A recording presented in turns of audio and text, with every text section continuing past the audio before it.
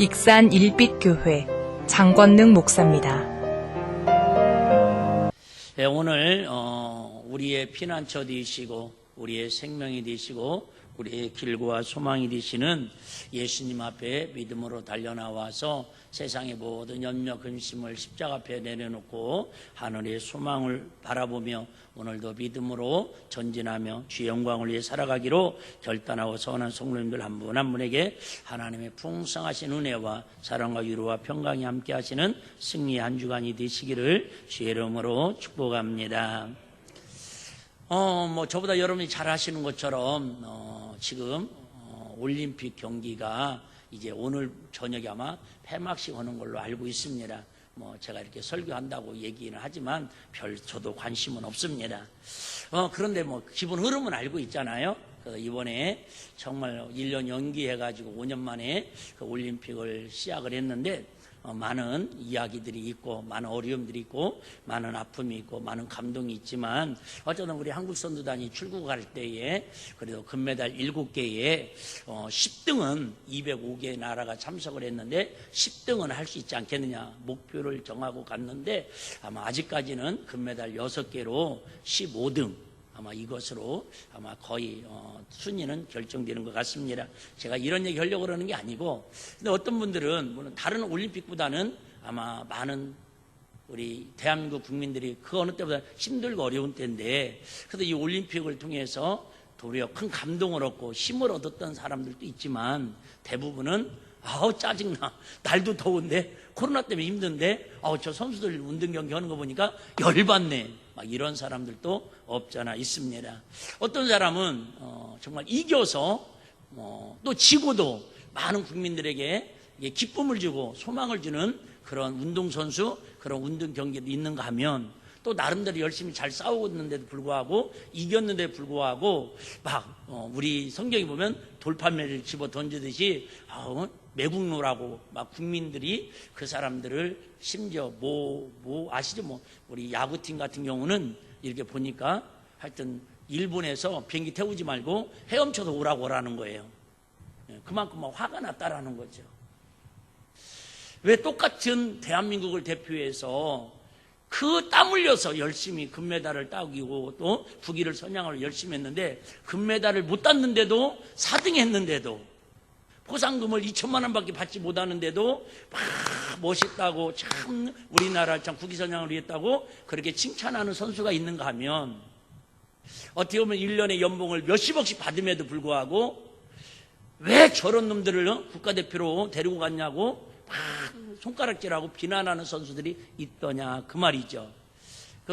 지난주에 국민일보에 보니까 우리나라 사회가 이렇게 변화되고 있답니다. 그 전까지는 우리나라가 어떤 문화, 어떤 정신으로 살았냐면 헝그리 문화에 따라하는 거예요. 헝그리 문화 아시죠? 가난함, 배고픔. 그래서 우리는 우리 부모님 시대에는 배고픔이 아주 익숙해져 있습니다. 그리고 공부를 열심히 하는 이유도 배고픔을 해결하려고. 사실은 운동을 열심히 하는 이유도 결국은 배고픔을 해결하려고. 그래서 우리나라 운동선수들이 저는 지금도 76년도에 캐나다 몬트리올 올림픽에서 양용모 선수가 올림픽에서 레슬링에서 동메달 땄던 그 감동이 지금도 생생하게 머릿속에 남아있거든요. 아마 어떤 사람이 금메달을 딴 것보다도 저는 그 선수 동메달이 딴 게 제 마음속에는 제일 큰 감동으로 남겨져 있습니다. 물론 당연히 손기정 선수가 딴 금메달을 마음에 새겨야겠지만 왜요? 그 당시에는 여러분 금메달을 따지 못했어도 헝그리 정신이 있었어요. 절박함이 있었어요. 이 운동을 통해서 국민들에게 희망을 주고 또 우리 부모님이 나를 위해서 이렇게 애쓰고 수고한 이번에 체조 동메달 딴 무슨 그 이름도 난 잘 몰라요 솔직히. 그 친구는 그 할머니 밑에서 열심히 그 운동하고 그래서 물론 교회를 다니니까 내가 이렇게 자랑스럽게 얘기를 하겠죠. 동메달을 땄는데도 그 헝그리 정신으로 할머니에게 기쁨을 주려고 그 몸이 아파가지고 경제활동보다는 아버지에게 조금이라도 힘이 되어주겠다고 헝그리 정신으로 그렇게 열심히 하는 모습들을 바라보면서 국민들은 설령 금메달을 따지 못했더라도 그들을 향해서 기뻐하고 환호하고 응원을 보내준다 그 말이 있죠. 그런데 지금의 이 사회는 제가 올림픽 경기를 보면서도 사회가 그대로 변해가고 있구나. 지금은 어떤 사회로 변해가고 있냐면 앵그리 사회로 변해가고 있대요. 앵그리가 뭐냐면은 성나다, 화나다. 그래가지고 조금만 잘못하면 막 분노가 일어납니다. 저것도 운동이라고 하냐고, 저런 것도 대한민국 국민을 대표했냐고. 그런데 운동선수들도 헝그리 정신으로 해야 하는데 자기의 어떤 감정이 안 되면 막 폭발하고 화를 내고 나 아니면 안 되는 것처럼, 심지어 뭐 올림픽 선수를 국가대표로 뽑혔음에도 불구하고 모여가지고 이상한 짓 하다가 코로나 걸리고 막 이런 감정 조절을 못한다라는 거예요. 근데 정말 이 사회가 문제는 바로 앵그리 사회가 되어가고 있다라는 거예요. 자기의 감정, 자기의 불만, 자기의 화남을 참지 못하고 분노를 표출하는 시대라는 거예요. 어제도 뉴스 잠깐 보니까 일본에서 어떤 사람이 지하철에서 막 기름을 뿌리고 신나를 뿌리고 불을 지르고 사람을 10명인가를 막 찔렀어요. 물어보니까 잡혔어요. 6km인가 도망가고 잡혔는데, 물어보니까 왜 이런 일을 했냐지, 자기가 6년 전부터, 잘 들어봐봐요, 6년 전부터 행복해 보이는 사람들은 무조건 다 죽이고 싶은 마음이 들었다라는 거예요. 나는 그 뉴스 들으면서, 여러분 어쩌면 우리 좀 행복해도 덜 행복한 것처럼 이렇게 살아야 하는가. 아무 원한도 없어요. 아무 관계도 없어요. 그저 그냥 행복해 보이는 사람은 죽이고 싶은 마음이 충동이 일어나는데, 그것도 한 명이 아니라 이왕이면 한 명이라 더 많은 사람을 죽이려는 게 자기의 목적이었다라는 거예요. 이게 지금 이 땅에 지배하고 있는 마귀의 세력의 정신 상태를 우리에게 보여주고 있는 겁니다. 어젠가 또 인터넷 신문에 보니까 중고등부 아이들이, 고등학생 아이들이 패로 지나가는 아버지를, 아니 자기 아버지 말고 어르신을 집단 폭행을 했잖아요. 여러분, 이게 지금 이 사회에 지금 심각한 앵그리 문화로 사회가 변화되고 있다는 거예요. 그전에는 배고파서 공부했고, 배고파서 운동했고, 배고픔을 이기기 위해서 참고 직장생활하고 열심히 정말 믿음으로 살려고, 아니면 사회생활하려고 몸부림쳤는데, 지금은 배고픔이 없어졌다라는 거예요. 세상 말로 배에 기름이 차니까, 그런 절박함이 없으니까 어차피 금메달 못 따도 뭐 연봉 30억씩 뭐 구단에서 나오는데 뭐. 제가 꼭 맞는 건 아닌데, 저는 이번에 무슨 운동 경기 하는 그 감독이 인터뷰하면서, 물론 그게 올림픽 정신은 맞습니다. 올림픽 정신은 맞는데, 야, 나는 참 저런 감독, 저런 선수들은 다음에는 절대 국가대표로 안 뽑았으면 좋겠다, 그런 마음이 들더라고요. 온 국민들이 다 이번만큼은 틀림없이 저 사람들은 금메달, 저 중에서는 누구든지 딸 거라고 다 기대를 했는데, 메달은 고사하고 저 밑에 등이 순위 바깥에 있어요. 근데도 감독이 인터뷰하는데, 나 그전까지는 그 감독 내가 그렇게 안 나쁘게 생각을 했거든요. 뭐 내가 좋고 나쁘게 생각할 이유는 없지만, 그런데 뭐라고 얘기냐면, 이런 상황에서 선수들이 안 다치고 경기를 무사히 한 것만으로도 감사하면서 실루실루 웃으면서 인터뷰를 해요. 헝그리 정신이 없어요. 왜요? 금메달 따봤자 그 사람들은요, 연금 100만 원 받아요. 죽을 때까지. 그런데 우리 서민들한테는 연금 100만 원이 엄청나게 큰데, 그분들은 한번 경기 나가서 이기면 3억, 10억씩 받아요. 그러니까 이게 경기가 올림픽 메달이 우습게 여기는 거예요. 내가 볼 때는. 어떻게 얘기해야 돼요? 국민 여러분, 죄송합니다. 국민들 기대에 부응하지 못해서 우리가 열심히 한다고 그랬는데 실력이 부족했다든가, 우리의 연습이 부족했다든가, 다음에는 더 좋은 경기로 국민들에게 희망과 꿈을 주겠습니다, 이렇게 해야 맞지 않아요? 대부분 감독들이 화나는 게 그거예요. 선수들이 화나는 표정이 그거예요. 열심히 싸웠다 안 싸웠다가 아니라 헝그리 정신이 없다라는 거예요. 헝그리 정신이. 여러분, 왜 이렇게 더운 날에 목사님이 지금 목도 안 좋으면서 흥분해서 말씀을 드릴까? 마귀는 갈수록 그나마 우리에게는요, 헝그리 정신이 있었어요. 그걸 영적으로 말하면 마태복음 5장에 예수님 하신 말씀처럼 심령이 가난한 자는 복이 있나니 천국이 저희 것이라고 그랬어요. 우리 60년대, 70년대만 해도 우리 마음속에는 헝그리 마음이 있었어요.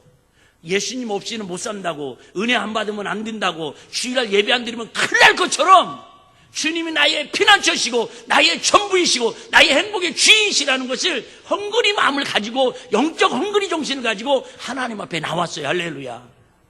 근데 지금은 사유하고 똑같이 우리가, 저도 마찬가지예요. 똑같이 변화되어 가지고는 이제 헝그리 정신이 없어요. 왜? 먹고 살만 하거든요. 금메달 안 따도, 동메달 안 따도, 경기에 이기지 않아도, 군대 면제 안 받아도 얼마든지 교육이 있고요, 얼마든지 그 자기가 누릴 수 있는 특혜가 있다고 생각을 하니까 그런 마음들이 없어요. 지금도 그러잖아요. 이 어려운 시국에도 정말 하나님 앞에 나와 은혜 받아야 산다고, 하나님 도움 없이는 살 수 없다고, 하나님 내 생애의 전부고 우리의 그냥 인생의 전부고 우리의 생사업의 전부라고 그렇게 절박함으로 예배드리고 하나님 앞에 나오는 성도들이 갈수록 희미해지는 건 사실이잖아요. 그런 절박함이 없어요. 절박함이 없습니다. 어차피 뭐 이번 주 못 나오면 다음 주 나가면 되고, 굳이 뭐 교회만 나가야 뭐 하나님 복 주시나, 굳이 뭐 하나님 위에 뭐 구원 있나, 뭐 하다 보면 뭐 다른 종교도 가볼 수도 있는 거고, 뭐 교회 가서 시험 들으면 뭐 다른 종교도 또 다녀볼 수도 있는 거. 그런 어떻게 보면 유랑자처럼 그렇게 살아가는 건 아닌가, 그런 안타까움이 있어서 오늘 서로 이런 말씀을 드립니다. 여러분, 우리 인생의 궁극적인 목적은, 운동선수의 궁극적인 목적은 금메달도 아닐 겁니다. 제가 봐도. 저도 그렇게 생각하지 않습니다. 금메달만 땄다고 국민들이 다 칭찬하고 좋아하는 건 아닙니다. 금메달을 따고 금메달을 못 따고 그보다 더 중요한 건, 과연 저 선수가 저 운동을 통해서 어떻게 보면 국민들에게 기쁨을 주고 본인도 행복한가, 그것을 우리는 보면서 감동하고 마음의 소망과 희망을 갖게 된다, 그 말이죠. 한마디로 말하면 우리 인생의 모든 사람들은 운동을 하든 직장을 다니든 목회를 하든 예수를 믿든 안 믿든 인생의 궁극적인 최종 목적은 행복하고 싶어한다, 그 말이 할렐루야. 운동 경기를 보면서도, 지는 경기를 보면서도 행복해하는 사람이 있고, 이겼는데도 불구하고 저런 사람들은 막 속에서 열불이 나는 사람 있잖아요. 올림픽 얘기해서 자꾸 미안한데요, 안 하려고 하는데 자꾸. 제일 가슴 아픈 것 중에 하나가 이번 올림픽에서 금요철에 때는 말씀드렸던 것 같은데, 지금까지 올림픽 참석원 중에서 쉽게 말하면 뭐랄까요, 이게 트랜스젠더, 그런 사람들이 역대 이래 제일 많이 출전한 대회예요. 근데 저 뉴질랜드인가 그 역도 선수는요, 여자 선수예요. 여자 선수인데 아무리 봐도 머리만 약간 하고 묶었지 완전 체형이 남자예요. 본 사람도 있을 거야. 한번 인터넷 검색해봐요. 그런데 이 사람이 그 전에는 남자로 출전을 했다가 2년 전인가 성전환 수술을 한 거, 여자로. 그래가지고 여자로 나와서 남자였는데, 작년까지는 남자였는데 올해는 여자로 나와가지고 어쨌든 여자 경기에 와서 같이 경기를 하는 거예요. 또 어떤 선수는 육상 선수였던가요? 이 선수는 축구 선수였네. 축구. 결국은 메달을 땄어요.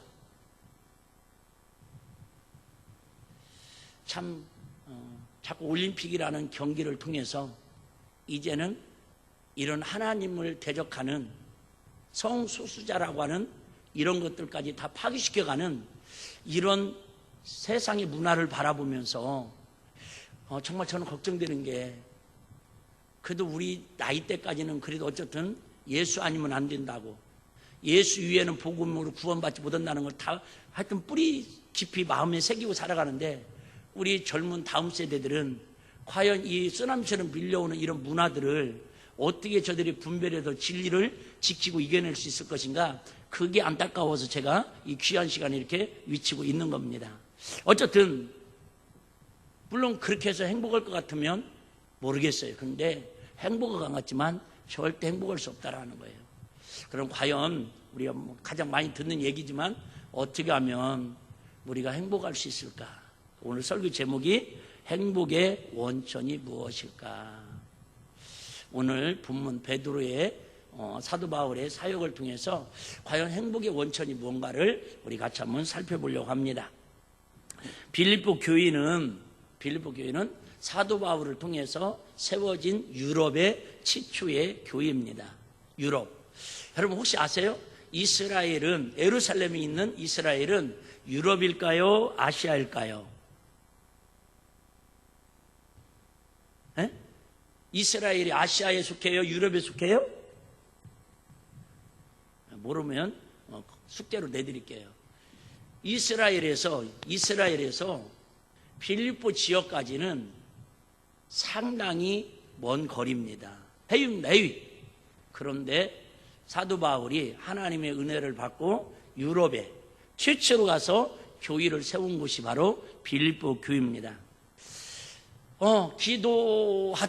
기도하다가 그 지역에 우연히 지나가다가 자주장사, 쉽게 말하면 우리 옷감장사를 하는 누디아라고 하는 여인을 만나게 됩니다. 그래서 이런저런 얘기를 하다가 이 누디아라는 여인이 은혜를 받습니다.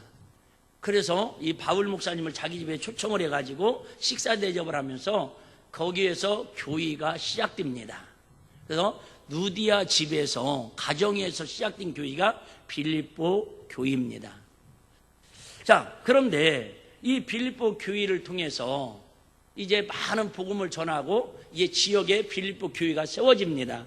그러면서 또 데살로니가 교회라든지 저 주변의 여러 교회들에게 복음 사역을 전하다가 사도 바울이 잘 아시는 것처럼 로마 감옥에 2년 동안 갇히게 됩니다.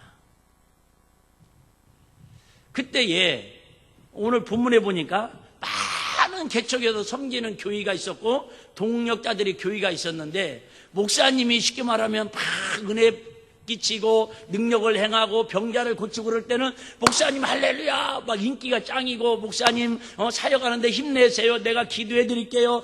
선교비가 필요하면 말씀만 하세요. 제가 지원해 드릴게요. 막 그렇게 분위기가 좋았는데 감옥에 갇혀 있다 보니까 아무래도 성도들이 그렇게 은혜 받았는데 저부터라도 그러겠죠. 야! 아무 죄 없는데 아무 이유 없는데 목사님을 감옥에다 가뒀겠냐? 뭔가 잘못이, 우리가 모르는 뭔가 잘못이 있었겠지. 그런 오해하는 성도들도 있을 수 있을 것이고요. 처음에는 야, 목사님 감옥에서 얼마나 힘드실까? 우리가 그 은혜 받았으니까 우리가 다 목사님 없는 동안에 교회를 부흥시키고 전도하고 헌신하고 충성해서 교회가 다 성장할 수 있도록 우리가 애쓰고 수고하자. 그런 성도도 있었을 것이고요. 아니면 목사님 저렇게 힘드니까 우리 면회라도 한번 가자고 한 번, 두 번 갔는데 세상에 6개월이 지나도 못 나오셔, 1년이 지나도 못 나오시니까는 나중에는 사도행전에 나오는 초대교회처럼 그저 마가다락방에서 모였다가 다 떠나가는 것처럼 그러다가 나중에는 관심이 사라질 수도 있었을 것이고요. 그래서 바울이 얘기를 합니다. 내가 정말 너무너무 감사하고 행복한데 여러분 다시 한번 생각해 봐요. 성경에 고백한 사람 중에서 제일로 행복하다고 고백한 사람이 누구냐면 사도 바울입니다. 얼마나 행복했는지 이 사도 바울은요 정말로 오늘도 계속 그 얘기하는 거예요. 나는 주 안에서 기뻐하고 난 주 안에서 부족함이 없고 나 주 안에서 행복하고 막 자기는 행복하다라는 거예요. 근데 솔직히 말씀드리면 오늘부터 여기부터는 잘 들으셔야 돼요. 솔직히 말씀드리면 사도 바울이 지금 우리가 갖는 기준에 행복에서 행복하다고 그럴까요? 행복한 환경이 아님에도 불구하고 행복하다고 고백하고 있는 걸까요? 1번일까 2번일까요? 2번이에요. 자, 믿음 떨어뜨리는 소리 제가 좀 할게요. 믿음 떨어지는 소리. 우리 세상은 행복의 기준이 첫 번째가 뭔 줄 아세요? 물론 오복을 가지면 행복을 할 수 있다고 그럽니다. 오복. 5가지 복. 그 중에 한 복이 내일 모레 오는 말복 아니에요? 5가지 복을 가져야 행복하다고 그러는데 그걸 딱 하나로 엑기스로 뽑아가지고 딱 하나만, 행복의 조건을 딱 하나만 이야기하라 그러면 많은 사람들은 다 거룩하게 감성적으로 시인처럼 이런저런 이야기를 합니다. 그런데 최종적으로 궁극적으로 가장 행복의 조건을 얘기한다면 사람들은 딱 한 자로 얘기합니다. 뭐 있어야 행복하다고요? 돈. 그렇죠. 돈이 있어야 행복하다고 고백을 합니다. 돈의 기준이 왜요? 돈 있어야 의식주도 해결할 수 있고, 돈 있어야 병원 가서 치료도 받을 수 있고요, 돈 있어야 문화생활도 할 수 있고요, 돈 있어야 모든 거 필요한 것도 살 수 있고요. 돈이면 행복하다라고 많은 사람들은 기준을 거기다 두고 살아갑니다. 그 다음에 뭐가 행복의 기준이에요? 여러 가지 이야기할 수 있겠죠. 뭐 건강도 이야기할 수 있겠고, 뭐 가정도 이야기할 수 있겠고. 그런데 사도 바울은 우리가 잘 아시는 것처럼 세상에서 기준으로 삼는 행복의 조건을 제대로 하나도 갖추지 못한 사람입니다. 아시죠? 오늘도 뭐라고 얘기합니까? 내가 진짜 가난해서, 결론은 이 얘기예요. 결론은 무슨 얘기냐면 빌립보 교인들이 정말로 고맙다라는 거예요. 빌립보 교인들한테 너무 감사하다라는 거예요. 왜요? 자기가 감옥에 갇혀 있는데도 불구하고 선교비를, 목사님께 선교비를 많이 보내줘서 감사하다, 행복하다, 지금 그 얘기예요.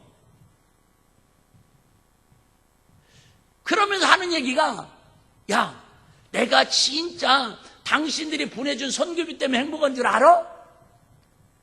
나는 사실 이미 부자야. 아니, 부자인데 뭘 도와준 걸 가지고 그렇게 좋아하고 행복해 하셔. 진짜 많으면. 그러면서 또 뭐라고 얘기하세요? 자기 스스로를 위안을 삼으시죠. 야, 나는 빈부에 처할 줄도 알고, 우리로 말하면 사골세에서 사는데도 감사하고 살 수 있고, 나는 저기 롯데월드 백층찌개에서 하루에 460만 원짜리 수입하면서 자도 나는 행복하고 아무 관계가 없다라는 거예요. 그러면서 내가 자족함을 배웠다라는 거예요. 그러면서 뭘 굳이 또 도와주는 거에 대해서 고맙다고 또 얘기를 하냐고. 다시 얘기할게요. 사도 바울은 그 엄청난 하나님 나라 복음 사역을 하면서 교회를 세우면서 죽을 때까지 순교의 신앙으로 살았음에도 불구하고 물질의 넉넉함을 한 번도 누리지 못한 사람이었어요. 오직하면 목사님이 낮에는 천막 짓는 일을 하고 밤에는 밤새도록 복음 전하고 그런 일을 했겠냐고요. 여러분 생각을 해봐요.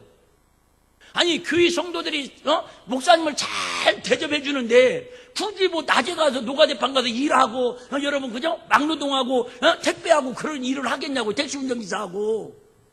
물론 보기 좋게 성도들의 삶을 나누기 위해서 성도들의 아픔을 경험하기도 그럴 수 있다고 하지만 그건 여러분 어떻게 보면 쇼 아니에요?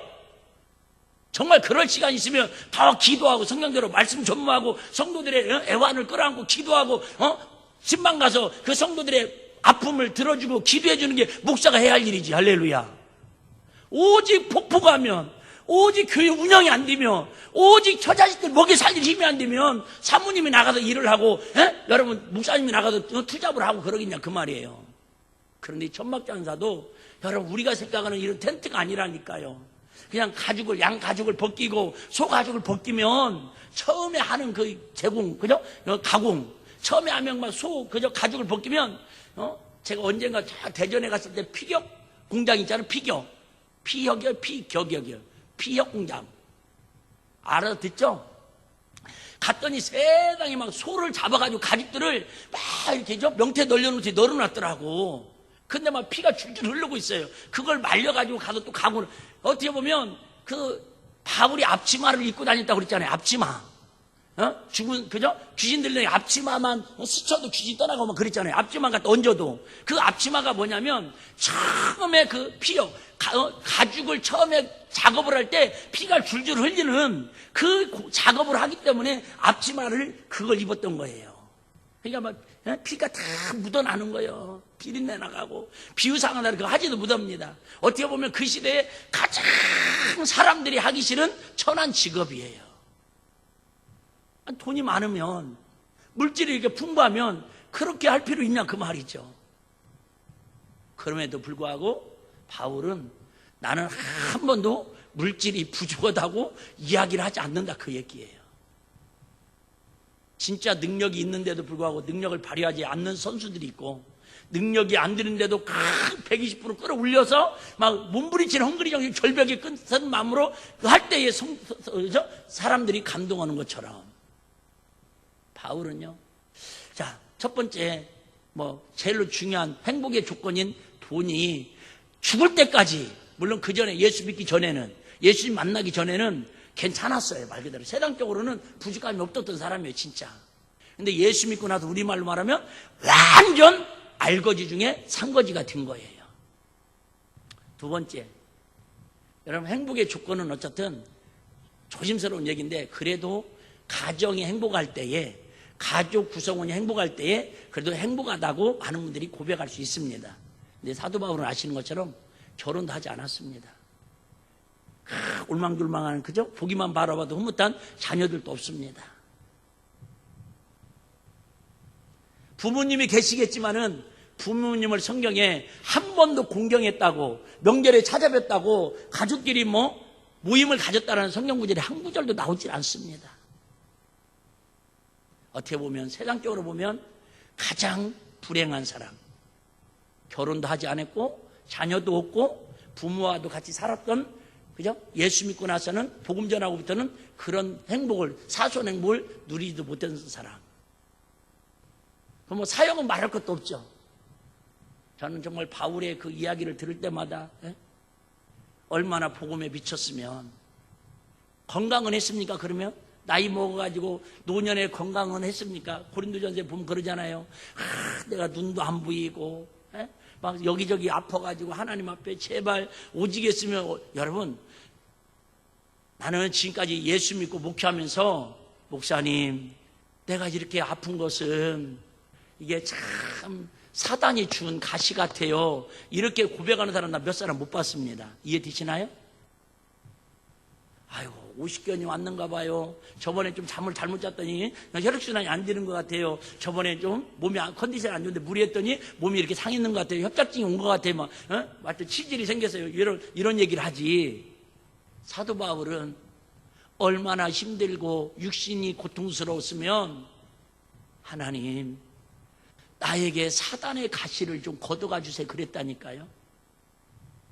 여러분, 사단이 나에게 병을 줬다고 인정하는 게 쉽지 않아요. 저부터도 마찬가지예요. 제가 예를 어디 아픈데, 아이고, 사랑하는 성도 여러분, 저의 이 아픔은 사단이 준 가시입니다. 사단이 준 병인 것 같습니다. 그럼 여러분들이 아멘! 그럽니까? 아이고, 목사님 무슨 소리세요? 내가 중보기도를 잘못해가지고, 중보기도를 열심히 안 해가지고 목사님이 연약해가지고 아프신 거지, 목사님 책임은 없어요. 내가 기도하는 거지요. 사도 바울은 그렇게 복음을 위해서 목숨 걸고 모든 걸, 돈을 포기하고 가정을 포기하고 복음을 위해 그렇게 살아감에도 불구하고 심지어 병까지 걸려가지고 오직하면 자기의 병은 사단의 가시라고 하나님 앞에 한 번도 아니고 3번씩 기도하니까 하나님이 또 뭐라고 그래요? 참, 하나님 그런 데는 잔인하신 것 같아. 내 은혜가 내가 족하니 그 병 가지고 그냥 살으라는 거예요. 얼마나 힘들었으면 사단의 가시라고 그랬겠어요. 그런데도 죽을 만큼 힘든 아픔이 있다 그 말이에요. 그럼에도 불구하고 너 그냥 그 병 갖고 살아, 그 얘기 하나님이. 그럼 일을 시키지나 마시던가. 그런데도 사도 바울은 단호히 얘기합니다. 나는 돈이 많아서 넉넉해서 행복한 게 아니라, 결혼해서 그죠? 자식들이 있고 가족이 행복한 구성원이 있어서 행복한 게 아니라, 내가 남들보다 육신이 건강해서 행복한 게 아니라, 내가 사역지가 남들보다 편탄해서. 여러분, 저도 마찬가지. 저더러 예를 들면, 그죠? 여기 일비교회 이렇게 하고 있는데, 저더러 예를 들면 또 어디 막 이상한데, 그저 산속 같은 데 가서 개척을 하고 그러면 난 솔직히 못 올 것 같아요. 주님이 하라고 그러면 직접 나타나면, 그죠? 막 넥타이 끌고 이 새끼 따라와 그러면 가긴 가겠지만, 지금으로서는 솔직히 하고 싶은 마음이 없어요.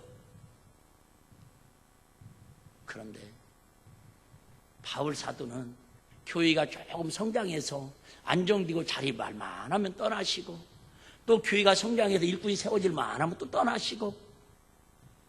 여러분, 그러니 우리 교회에서 20년 저고 같이 지낸 사람들도 솔직히 마음이 안 통하는 사람들도 있는데, 제 설교를 10년씩 들었는데도 불구하고 자꾸 어문소리 하는 사람들도 있는데, 제일 오래 목회한 데가 뭐 2년 6개월 3년 정도밖에 안 돼요. 그럼에도 불구하고 그 정들만 하면 헤어지고 교회가 세워질만, 그러니 그 목사님을 위해서 헌신하고 수고하고 보호해주고 지켜줄 사람이 몇이나 있겠어요. 그런데도 하나님이 누가와 그 여러 동역자를 브리스로 아굴라 같은 한 사람을 붙여주더라도 정말로 헌신 띠고 충성 띠고 신실한 일꾼들을 붙여줘가지고요, 그가 정말 행복하게 담대하게 선교 사역을 감당할 수 있는 것을 우리는 알 수 있습니다. 여기서 또 하나 깨닫는 것, 수가 중요한 게 아니라 마음이 중요하다라는 거예요. 여러분, 자, 그러면 저는 오늘 3절 주부에는 안 나와 있지만은 제가 한번 읽어드릴게요. 3절. 자, 또 참으로 나와 멍에를 같이 앉아 내게 구하노니 복음에 나와 함께 힘쓰던 저 부녀들을 듣고 또한 글레멘드와 그 위에 나의 동역자들을 도우라. 그 이름들이 생명책에 있느니라. 제 서론에 얘기했죠. 바울이 결론은 무슨 얘기하는 거예요? 내가 지금 어려움에 처해 있으니까, 감옥에 있으니까 빌보 교인들을 향해서 기뻐하고 감사하다는 말은 선교비를 보내줘도 고맙다라는 얘기예요. 근데 그 사람들뿐만 아니라 여기 보니까 이름도 잘 모르는 여러 여인들과 여러 사람들인데, 그들이 복음의 동역자로, 바울의 동역자로, 선교의 동역자로 같이 동참을 했는데, 정말 저는 이 성경 보고 정말 까무러치게 놀랐는데, 다 오해하지 마세요. 교회 헌금한 거 아니에요. 사도 바울 사역에 동역하고 협력했는데, 그 사람들의 이름이 원래는 우리 뭐 믿어야 천국 가요? 그 이름이 생명책에 기록되려면 어떻게 해야 돼요? 예수 이름을 믿어야 생명책에 기록되는데, 나는 이해가 안 된다니까요.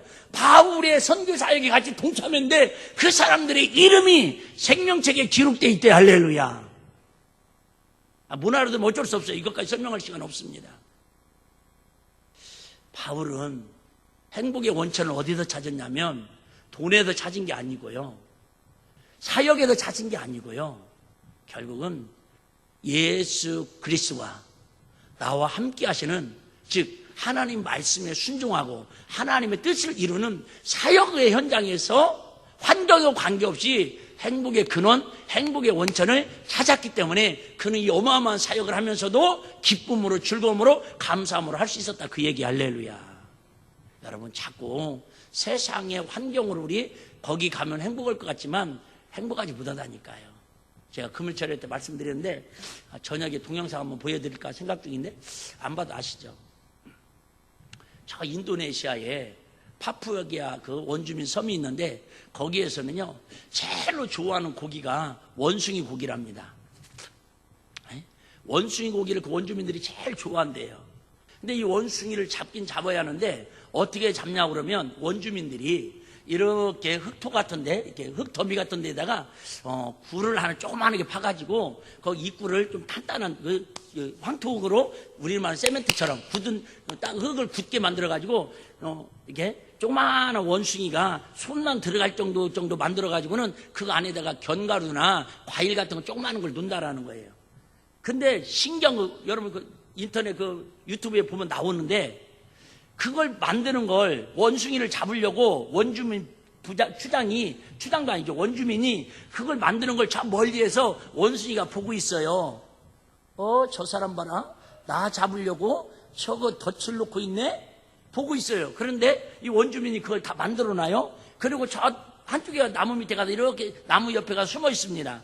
근데 원숭이가 한참 드리번 하다가 사람이 없는 것처럼 보이니까요, 거기 냄새가 나잖아요. 그 원숭이의 특징은 욕심이랍니다. 그래갖고 이렇게 와보니까 냄새가 그 군역에서 나니까 봤잖아. 이미 손을 쑥 넣어요.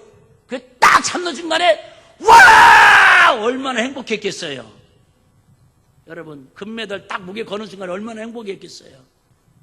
최고의 시장 때 애국가 울릴 때 얼마나 행복했겠어요. 그런데 그 행복한 사람들이 지금 우리나라에 행복하지 못한 사람들이 얼마나 많은 줄 아세요? 뭔 말 이해되시나요?